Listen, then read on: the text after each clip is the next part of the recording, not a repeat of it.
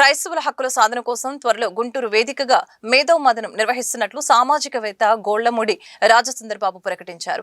అరండలపేటలో శుక్రవారం ఏర్పాటు చేసిన మీడియా సమావేశంలో పలు క్రైస్తవ సంఘాల ప్రతినిధులతో కలిసి రాజసుందర్బాబు మాట్లాడారు. క్రైస్తవ మతంలోకి మారిన దళితులకు ఎస్సీ హోదా కొనసాగించాలని జస్టిస్ కేజీ బాలకృష్ణన్కు వినతి పత్రం ఇచ్చినట్లు గుర్తు చేశారు.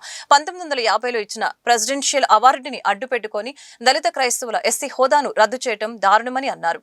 పాస్టర్లు మదార్, ఆనంద్ బాబు, జోసెఫ్, మోహన్ రావు, జాన్ బాబు తదితరులు ఈ సమావేశంలో పాల్గొన్నారు.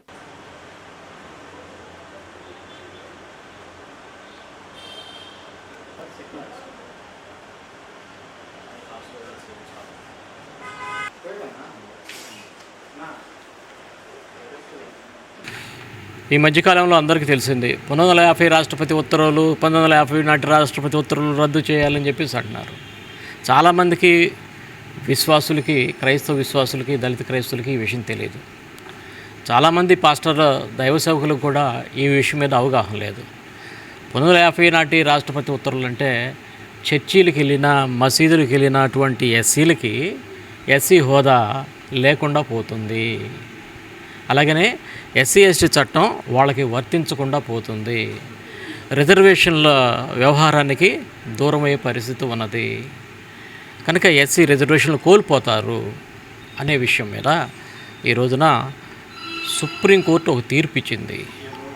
సుప్రీంకోర్టు ఇచ్చిన తీర్పు కేవలం 1950 నాటి రాష్ట్రపతి ఉత్తర్వుల్ని ఆధారం చేసుకుని ఇచ్చింది. దానికన్నా ముందు సుప్రీంకోర్టు హైకోర్టు తీర్పు మీద ఇచ్చింది. హైకోర్టు తీర్పు ఏమి చెప్పింది? చింతాడ ఆనంద్ అనే పాస్టర్ గారు క్రైస్తవ మతంలో ఉన్నాడు కాబట్టి 1950 ప్రెసిడెన్షియల్ ఆర్డర్ ప్రకారం ఆయన ఎస్సీ కాదు అని ఇచ్చింది. కనుక కింద కోర్టు ఇచ్చినటువంటి శిక్షల్ని రద్దు చేసింది. దానినే నొక్కి వక్కాణించింది సుప్రీంకోర్టు వారు.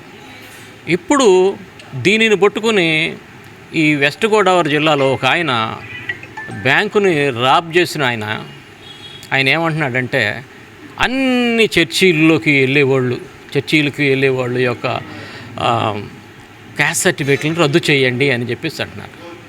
సో అసలు 1950 ప్రెసిడెన్షియల్ ఆర్డర్ ఏం చెప్తుందంటే హిందూ మతంలో ఉన్నటువంటి వాళ్ళే ఎస్సీలు. అదే ఆర్డర్కి సవరణ చేసి 1956లో సిక్కు మతంలో ఉన్న ఎస్సీలు కూడా ఎస్సీలే అన్నారు. ఆ తర్వాత 1990లో బౌద్ధ మతంలో ఉన్నటువంటి ఎస్సీలు కూడా ఎస్సీలే అని చెప్పి కొన్ని సవరణలు చేశారు. కానీ 70 సంవత్సరాల మట్టి ముస్లింలు, క్రైస్తవులు మాకు ఈ ప్రెసిడెన్షియల్ ఆర్డర్ నుంచి మినహాయింపు అని చెప్పేసి భయంకరమైన గోలలు చేశారు. ఎంతో 70 ఏళ్ళ ఆందోళన, 70 సంవత్సరాల ఆందోళన కూడా పక్కన పెట్టేసేసారు. ఈ 2007లో జస్టిస్ రంగనాథ్ మిశ్రా కమిషను, ఆయన కూడా భారత ప్రధాన మాజీ న్యాయమూర్తి, ఆయన అధ్యక్షతన ఇచ్చినట్టు విచారణ రిపోర్టు దళిత క్రైస్తవులకు అనుకూలంగా ఉంది, దళిత ముస్లిం క్రైస్తవులకి అనుకూలంగా ఉన్నది. కానీ దాన్ని అమలు చేయలే. కేంద్రం వాళ్ళు అమలు చేయకుండా వదిలేసేసారు. ఇప్పుడు మోడీ గారు వచ్చిన తర్వాత వారు కూడా జస్టిస్ కేజీ బాలకృష్ణన్ అనే కమిషన్ ఒకటి నియమించారు.